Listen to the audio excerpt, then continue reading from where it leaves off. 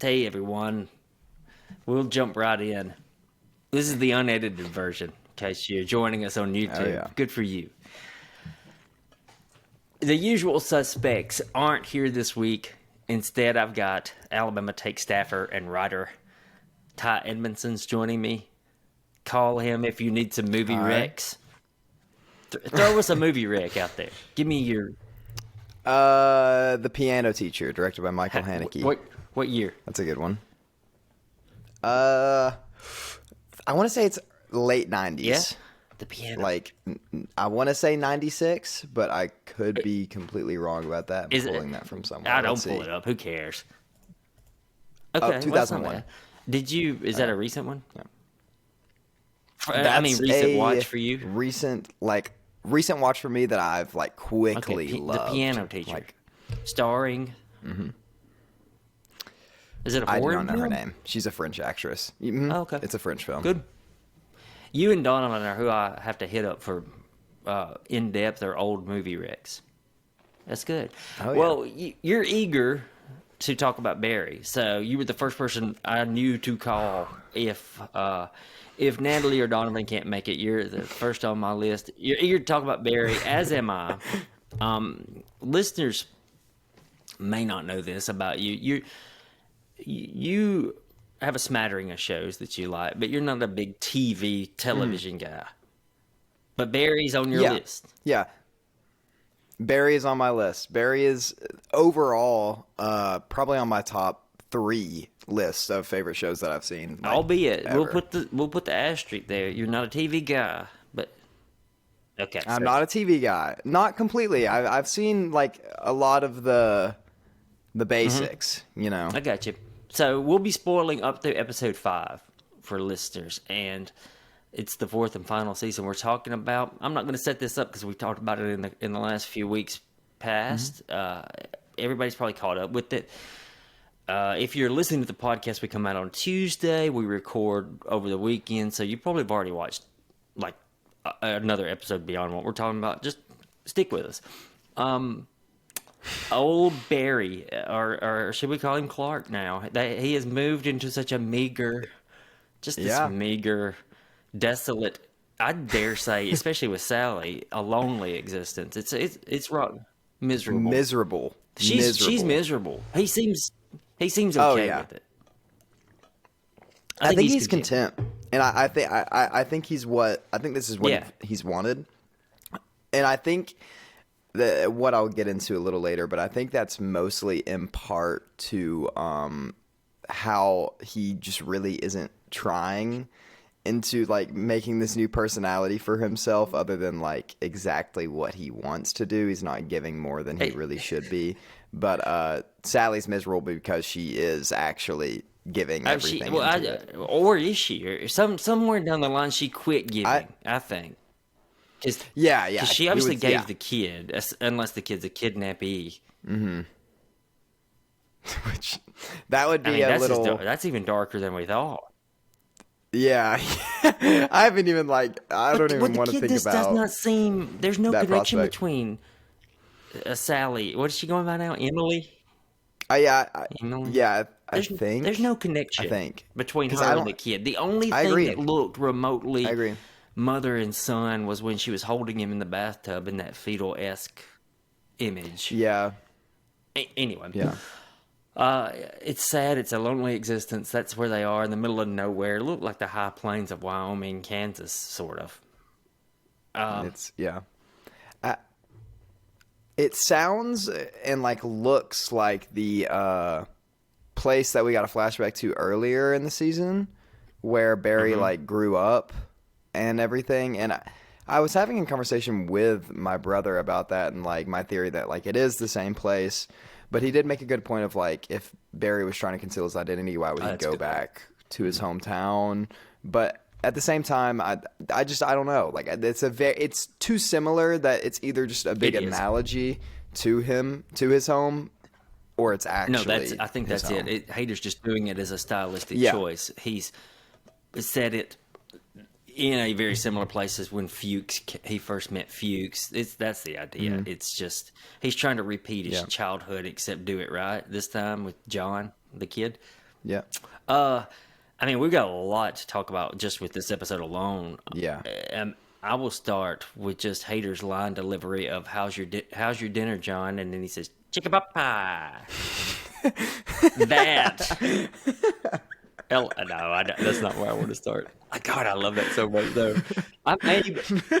The whole episode is very funny. I mean, like every episode of Barry is funny, but oh goodness, it's just there's so many little.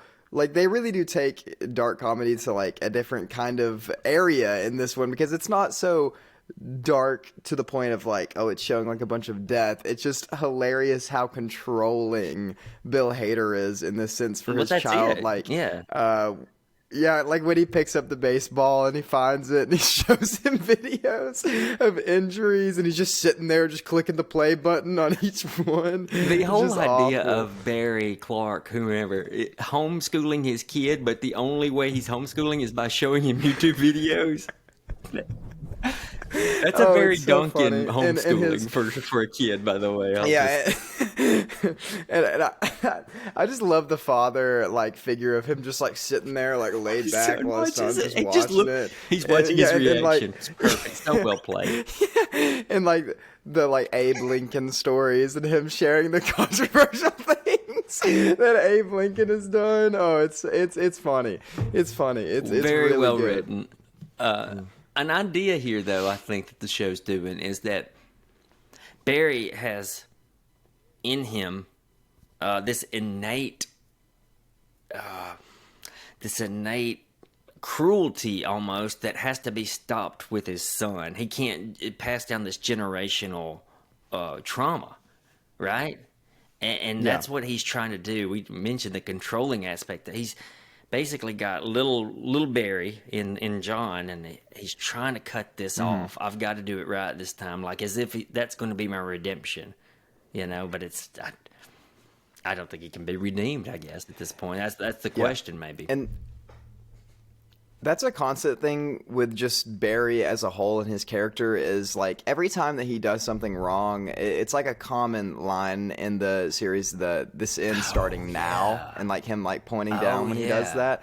He does that every single time he messes up. And even Alan at the end of season 3, as soon as Barry, like right before Barry kills or tries to kill Jim Moss, Alan says like this ends now, like I'm giving you one more chance, that's it. And then obviously it leads to him being imprisoned. But like you said, I don't think there's a way for Barry to really redeem what he's already done, especially how this entire episode is kind of a this ends now moment. And then at the very end, I have to go kill Gene Cousineau. Like the moment something goes wrong in Barry's life, death and destruction is the only possible way he can compute to like fix that. Yeah, no, that's perfectly well said. Exactly a point I was going to bring to the table was he wants to kill Gene, and this may be one of the first times, correct me if I'm wrong, he wants to kill Gene not because it's going to save his life, but because Gene wants to tell the story of Barry, and Barry doesn't want that story told. Like, it's not that Gene's going to reveal where he is. It's not that Gene's going to find him through going to Hollywood and making a movie. They don't even know he's around. It's just Barry being selfish, maybe to the point where we haven't seen him this quite selfish. Yeah. Usually when he was shooting and killing, it was like, they're going to find out I've shot and killed so-and-so. It was a different I've got to kill somebody reaction. Yeah. Okay. I agree. That's what I was thinking. His first selfish moment of him. Not selfish a moment of him, but the first time he wants to kill out of selfish and not self-preservation. That's what I want. Yeah, big time. Because that's one thing is perfectly said is just the way that like this really and truly the biopic will not affect him. And even in this like country area that he's in where I haven't even seen a TV the entire time that they've been there, I doubt anyone is going to go out and be watching a Barry biopic anytime soon, or if not even correlating it with him.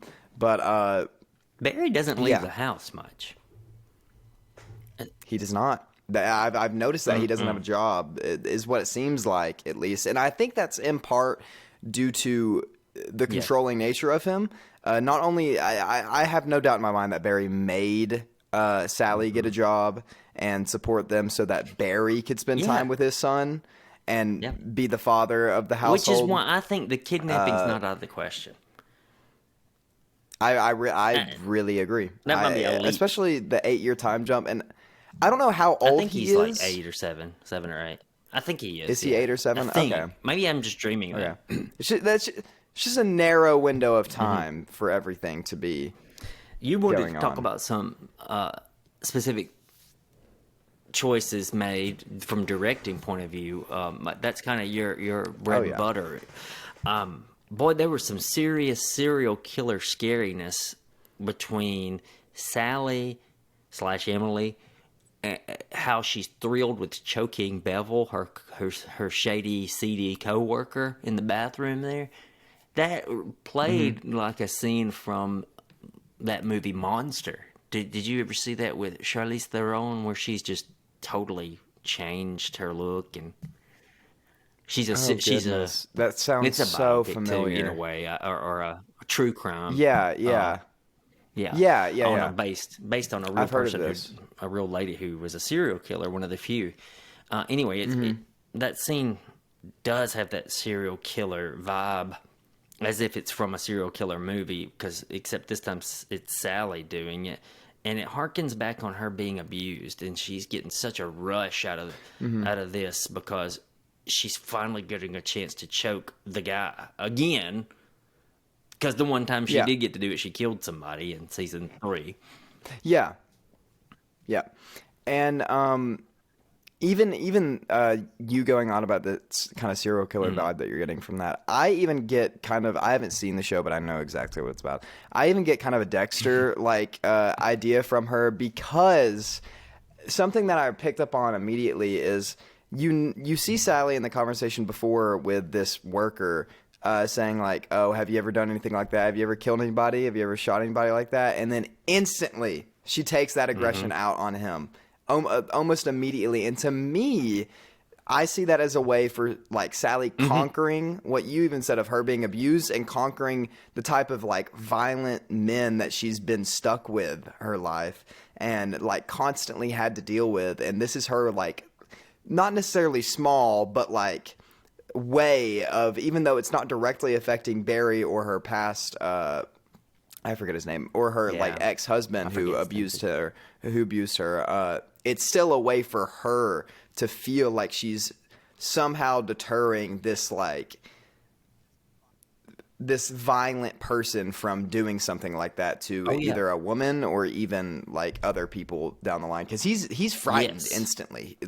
He begs basically. She's for his scary life. in that scene. She's choking Barry as much as she's choking Bevel. And the fact that they chose Bevel as a name is probably as fitting as a really weird choice. That's as fitting as anything.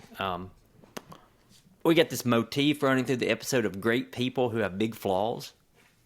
I mean, that's the way TV viewers probably view Barry in season 1. Like, oh, he's still okay. He's just got this flaws of a serial killer. And we've all seen these shows where you're thinking, but I pull for Tony Soprano. But Tony Soprano murders people every week. Yeah, it's tough if you are legitimately concerned about your ethics. But at the same time, we know it's fiction. You know, we can drop that. But there's this theme of people not being whom you initially believe.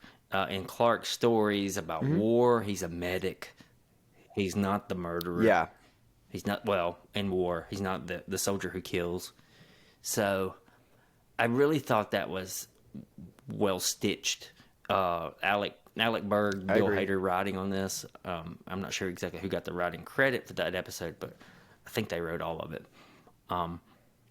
Man, I just love little things like that where they're sprinkled throughout, and then at the end or at the end of a season, you just see the needlework of the whole blanket. Go ahead. Yep. You wanted to say some things. Bill Hader in general, just the way that he is in this episode is like fantastic, especially with what you're saying of comparing like the bad things that historical figures have done with with like the way that like Barry and like the viewer sees Barry in like the first couple of seasons in the show as like kind of a lovable guy, but in reality like he's done awful things. My favorite thing about this episode and like relating to Barry is the fact that Barry and Sally are technically both still living their dream, and they're acting every single day. Like they're pulling off this role of completely different people than they've started, and that's what they've always wanted. They've always wanted to act, especially Barry. And one thing that I found so amazing that Bill Hader wrote in was the way that Barry is so excited to tell his son this story of his military experience in his own way, and puts out like the plaque in the desert for him to like go and get, and like it's this theatric. It really is. He sets up this theatric in a similar way that his classmates were setting up the theatric and acting out what actually happened that day where he shot and killed like that innocent person, and they were acting out the time that he first got his first kill, like sniping. And instead of Barry gaining this kind of emotional resonance through that like story to further like act and like get this kind of like reason to keep acting and like this emotion from this story, he instead tells a complete lie about the story to similarly gain a feeling of like wholeness. And he feels as if he can tell his son and make him believe this and keep this acting persona up, then it's basically just the same as telling Gene this and Gene telling him to act it out instead, which I found it goes really right interesting. back to him needing to kill Gene at the end, because Gene's going to tell his story, and he's not going to have his role, so to speak, in it. Sally's getting to act every day. She's putting on this country accent, or whatever you want to call it, Midwestern even. Maybe, I'm not exactly sure, but it's just a weird. It's something. It's something. It's not Sally. Well, she is kind of Midwestern. She's from Missouri anyway. She's putting on a wig, but boy, she's not acting in the roles she wanted. You know, the mega girl roles, or the Joplin show on the streaming channel. I think my favorite thing about this is that it had this stylized presentation that's reminiscent of how a lot of shows do dreaming. Like, if you would have told me at the end that this episode was all a dream, I mean, that would have been really schlocky and stupid. But if you would have told me that just like it's a dream, can't you see that it is? I would have said, oh, wow, yeah, of course, because the solitude of the house, the lack of lighting at night when he goes outside the house, it's like scary in a way. The desolation, and even Sally, and when she's as Emily and she's pouring coffee or about to serve the guys, that shot is askew to where you can only see the guy's head. It's kind of we're cutting off this guy's head kind of thing. All he does is look up and nod, and then we get Sally in the corner. It's just that shot is just a bit abnormal.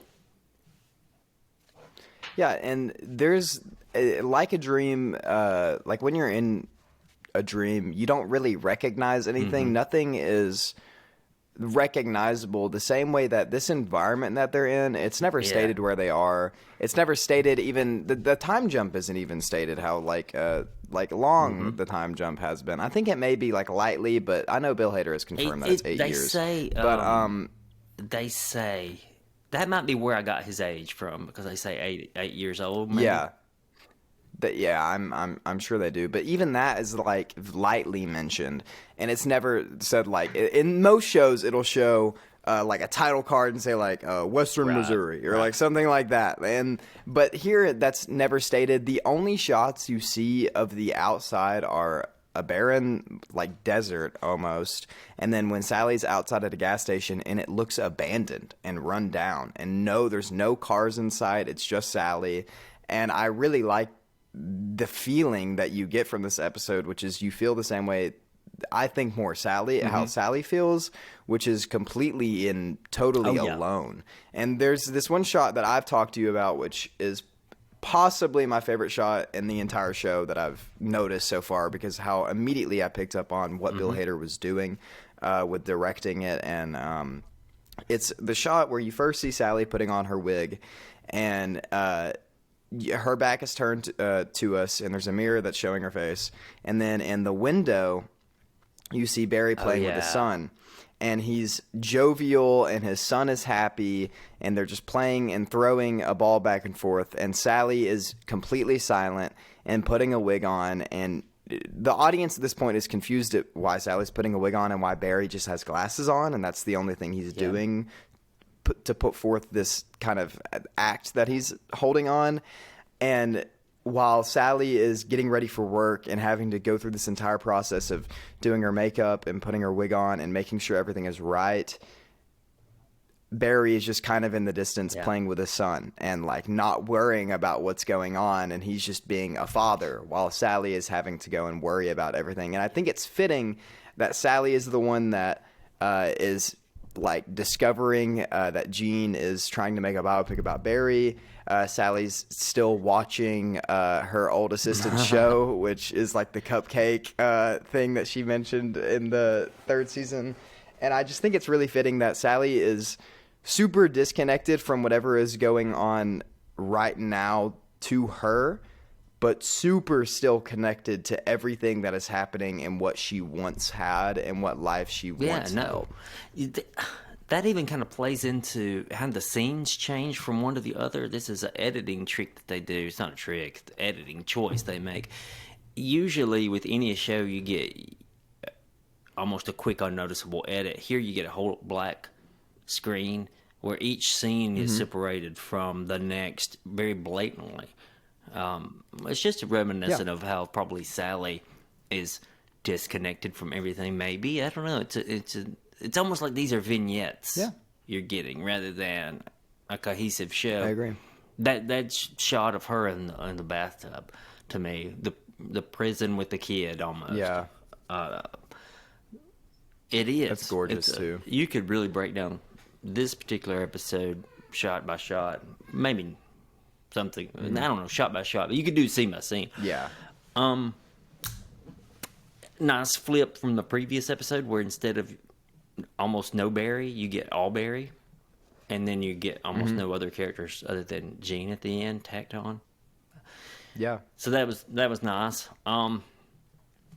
Yeah. What else you got for us? Are there any? I know you want to talk about a few shots. What other ones you have? I really like that one you brought up with the. It was so noticeable, and I'm glad you brought it up with her with the wig and then the juxtaposition.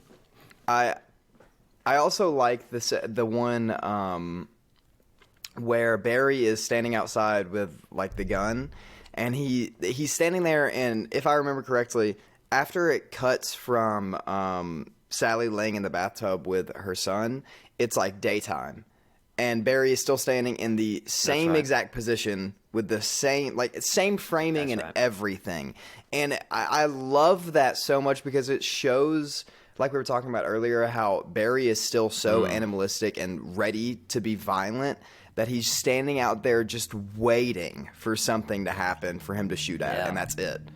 And I think what ended up being knocking was some children, is what I assume is someone playing a prank, because I heard kids laughing in the distance whenever he walks outside.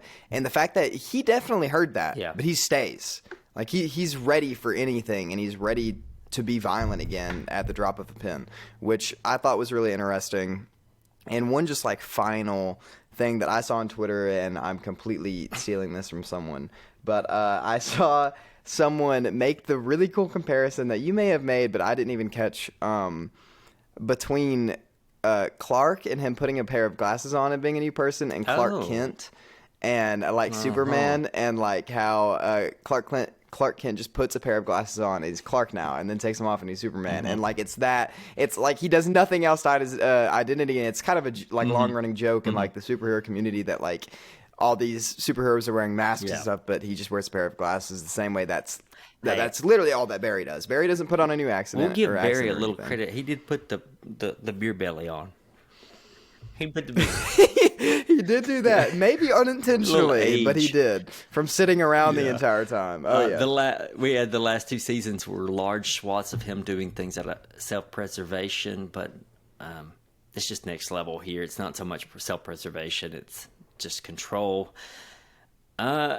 We'll begin our wrap here on this episode of Barry. Would you watch Larry Chowder, Magical Boy?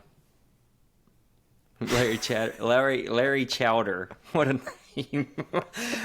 Mega Girls 4. I'm sure we'll watch Mega Girls 4 sometime oh soon. yeah.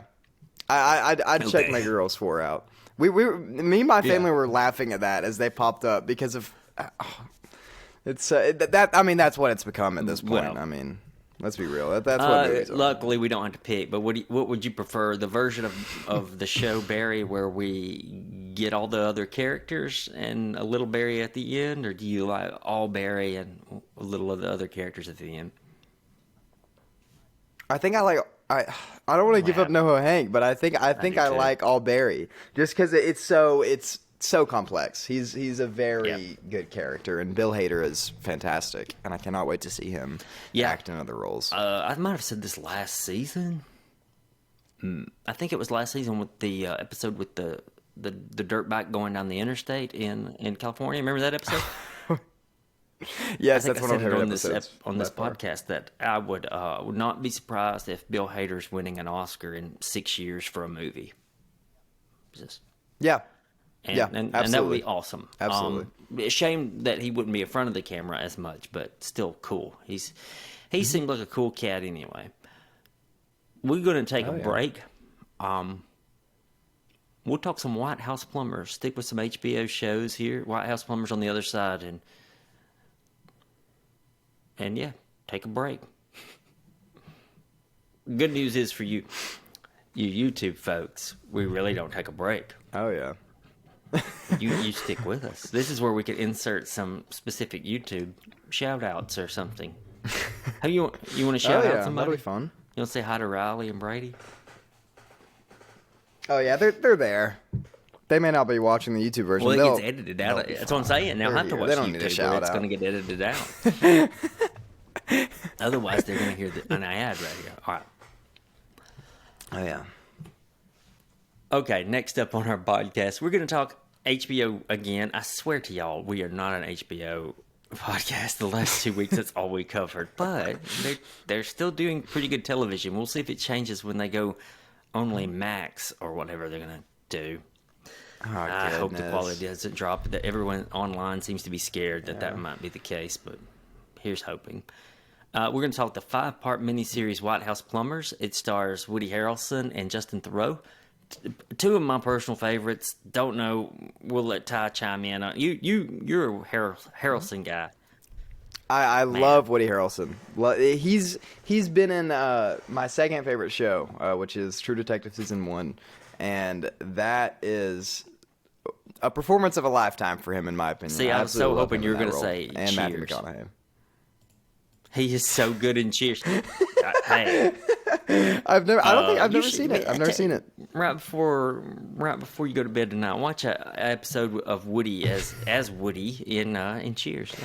One of his best roles. Woody Harrelson is in it. Justin Theroux's in this show, White House Plumbers. Woody Harrelson plays E. Howard Hunt, real person, and Theroux plays J. Gordon Liddy, real person. And I remember Gordon Liddy a lot. I do. Really? Because he went on to become a shock jock radio right wing Fox analyst kind of guy. I mean, in the show, he seems like he would he's be. a perfect but... fit. If those two character names, Howard Hunt and Gordon Liddy, sound familiar to you, it's because they're not characters. They are real life people, not in a fictional sense, in a historical sense. These are men who were alive. I think they both died within the last 10 years or so. Central guys to Nixon's Watergate scandal. And I was excited for this series for a couple reasons. Acting, directing, I knew them. I knew with Harrelson and Thoreau it would be pretty good, but every role is well cast. Lena yeah. Headey from Game of Thrones is playing Howard Hunt's wife. She's showing up as a former CIA agent and wife to Howard Hunt, and top down, it's well cast. The creators are another reason why I was excited. They are renowned for Veep, which I never watched all the way through, but I know that it was funny when I did watch it. It's Alex Gregory and Peter Hewitt, I think his name is. And the last reason why I was super excited and I just dove right into this show is because I think a lot of people know Watergate scandal, but if you're like me, you just kind of sort of know the outline. You don't know. Yeah. Yeah. And so far, this show is getting a lot of it supposedly right. It's we're going to spoil the first 2 episodes starting now, so just in case you're not caught up. So, what was your opinion of the first 2 episodes? I thought it was really entertaining, especially since it's a show and a topic that I really wouldn't normally like watch something, but the 5 episodes really intrigued me because I didn't want to have to stay for too long, and Woody Harrelson also intrigued me. But I also love the opening scene of the first episode really hooked me, and I was like, okay, this will be very interesting because I just love that it says this is a true story and we're not blurring any names because most of these people are guilty, which is hilarious in and of itself, but it's also very true. And I also did not know that there were 4 attempts to break into Watergate, which is extremely hilarious and played for laughs in the show, and it's done really well. But I also was very interested in this because you never, ever, ever, at least what I've learned in class and government class, and you know how it is. But you never learned about who was behind Watergate or what they did even beforehand and how they were connected to the whole scandal. You just learned that Watergate happened and it was a bad thing and people got Nixon caught, had to and that resign. was about it. That's about it. Yeah. Yeah, that's it. Hunt did 33 months in jail for this, and Liddy did 53 months in federal prison. Yeah. I did not expect this to be as funny as it was. The first episode, especially. I'm going to stick with the first episode for a second. I love bumbling idiots who think they're way more intelligent than they are. I have that written down. About how actually idiotic they are, and how played up for laughs it is, which I just love about this show so far. The moment I was sold on this show, and I thought, well, I'm going to watch all of this no matter what, was rather than putting on Gordon Liddy. Gordon Liddy has over Howard Hunt, and he, rather than putting on jazz or some kind of nice music, he puts on a Hitler album, like Hitler speechifying, and it is so loud that they're just yelling at one another in the living room over Hitler. And also, the funniest part about that scene to me in particular is Howard's wife, right before, talks about how she worked recovering art from Nazis, and she's very, I mean, who's not anti-Nazi, but she's very clearly not a fan of whatever Lydia's about to start playing. And he's like, I have something that'll interest you. And at first my mind's racing oh, it's gonna be some art piece or something that he has that relates to her occupation. No, it's Hitler speeches played at max volume on a record player, which is just amazing. And it's a very funny moment too. Around 2004, in his shock jock radio guy persona, Liddy really did admit as a kid that he would listen to Hitler to get pumped up. But then he had to backtrack and be like, but I don't agree with him. What he did was evil.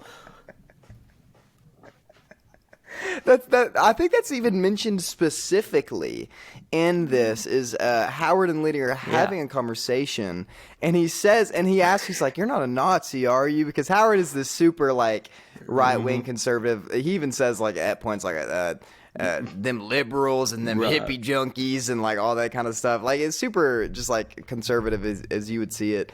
But he even asked him if he's not Nazi. He's like, no, just like when I was younger and I would hear Hitler's speeches, it gave me hope and it just made me feel strong. And like it's the same as saying, oh, I agree with this. Like, it makes me feel powerful. Like, it makes me want to go do the things he's saying. Like, it's the exact same. It's just you're gaining, like, a reason to go out on your day because of Hitler is just very funny. And I didn't know that was true, which makes it a lot better. Yes. And now it's taken out of context and put in the show, the year of the show, which he very well could have said it to Hunt, too. Who knows? But no, he said that in 2004. Or he at least had to comment on it again in 2004. These guys the writers find so much humor in this beautifully ironic lack of self-awareness. When Harrelson as Hunt says, the Cubans will do it for free. And Justin Theroux as Gordon Liddy says, yeah, real Americans. It's like there's no awareness to what they just said.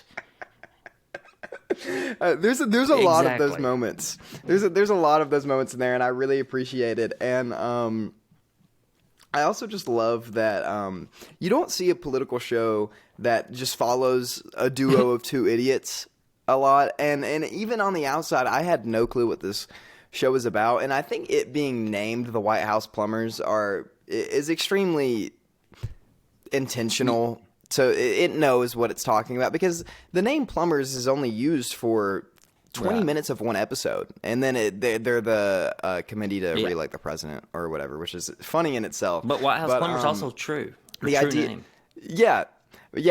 White House Plumbers, like that being used is just a funny thing in and of itself. I keep saying that, but a funny thing because like you think of like janitors and plumbers as kind of like a lower level of occupation in an area and like a location, but here it's played for like laughs of it truly is a lower occupation, as these people cannot do anything right no matter how hard they try, other than like at the end of the second episode, which is even done by chance. They cannot really do anything right as hard as they try, which I really enjoy and like. That does make it so enjoyable. I think I saw the phrase used on Vulture. They're failing upward. They're failing, but every time they're somehow continuing. Yeah. Because they failed their big operation in the first episode, and then are promoted after. And even he goes like, "Oh, like how much money we need?" He goes like $1 million. He's like, "Okay."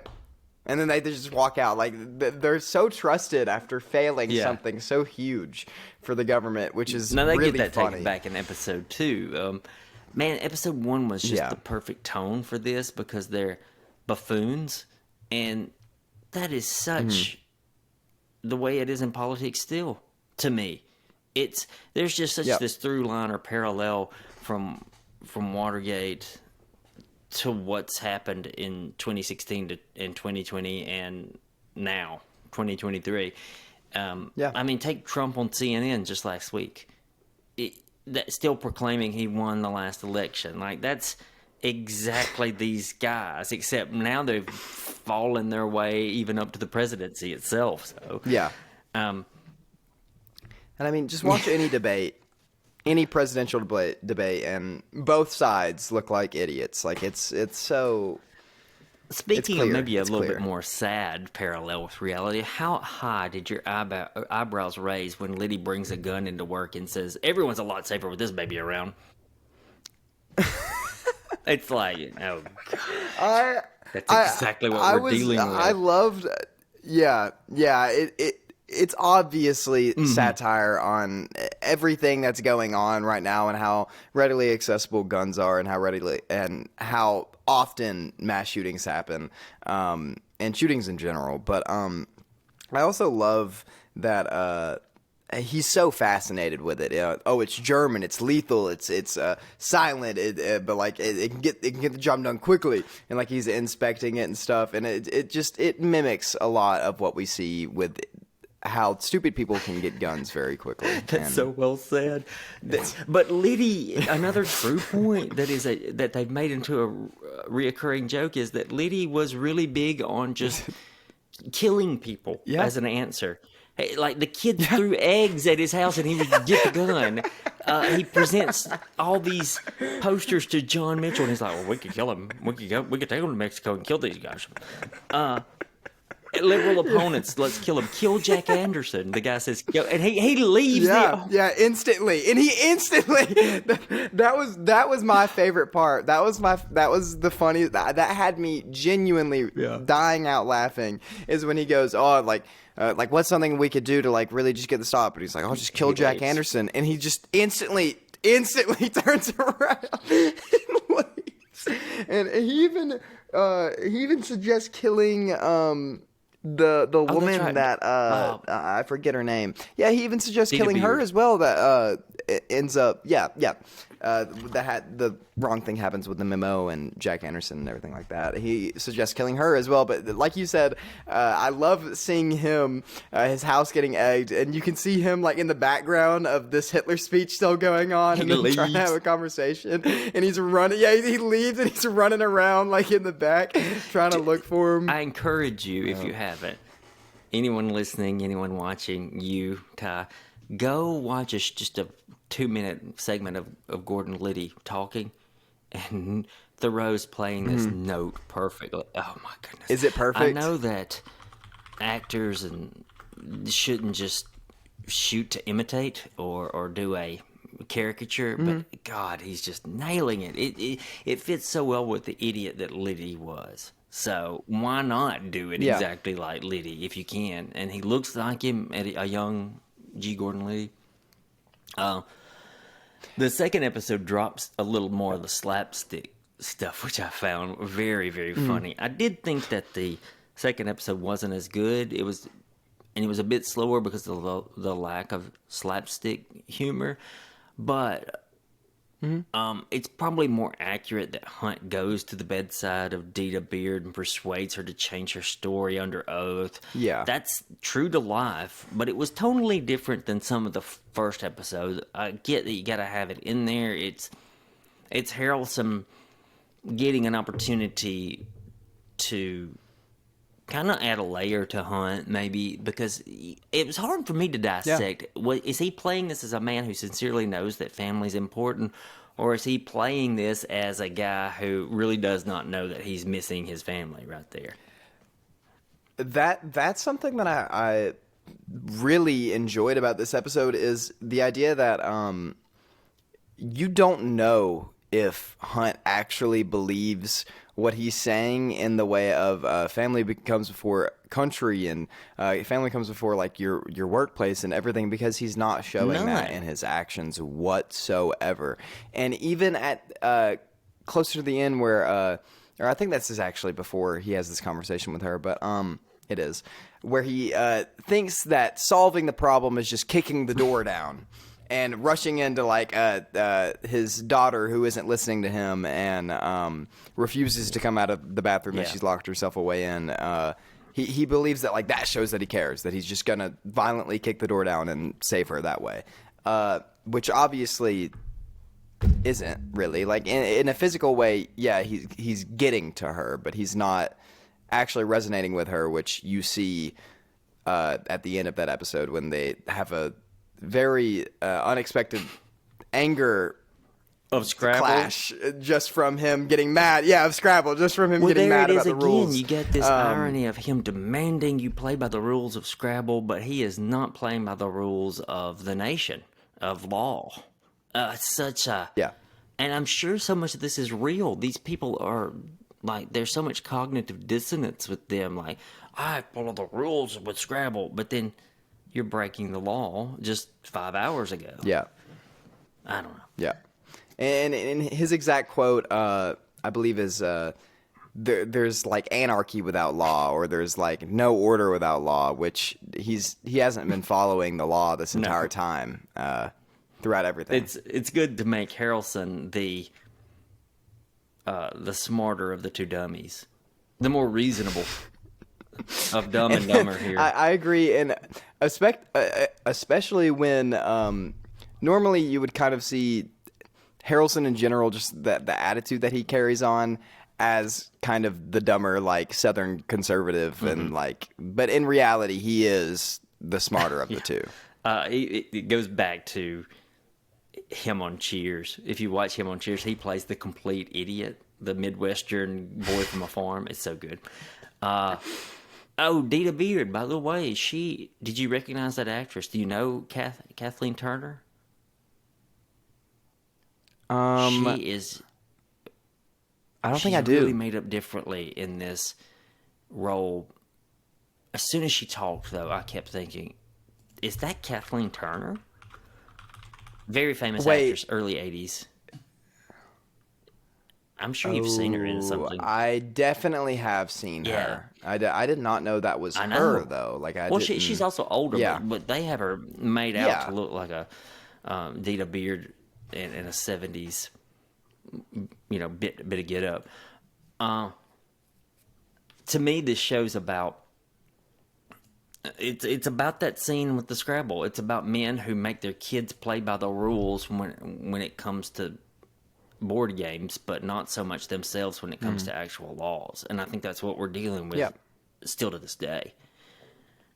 We're governed by people who demand we play by the rules, but they don't. And I also think that's interesting when you look at when Liddy is introducing his children to Howard. He is like making them say like, like, welcome, like, we're so glad that you're here, and we know you worked with the like CIA and the FBI, and like, we're so excited for you to come here. And like, it's such a funny contrast when he's doing all that for his children, but he's genuinely advocating for murdering people just to solve a minor political problem. A minor, very minor political problem. So we know where this ends, but it's the getting there. Boy, it's fun. I'm glad you're enjoying it because I kind of talked you into this one just to have a second segment. But you're right. It's 5 episodes. I'm in it. I'm in. Yeah. And it's funny. Man, it's sometimes that's I think the scene with him putting on the Hitler record will live with me forever.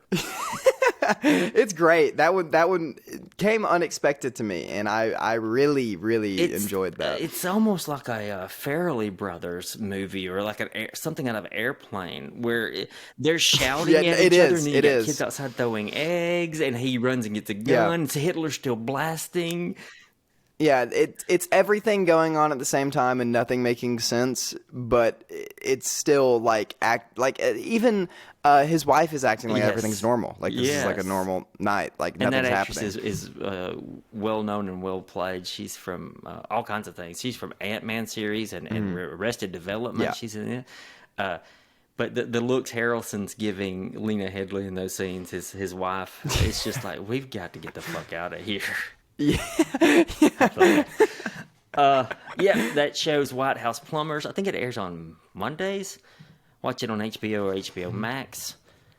And we'll stop here, but we'll be back next Tuesday for another episode of Taking It Down. You can follow us on Twitter or Instagram at Taking It Down Pod.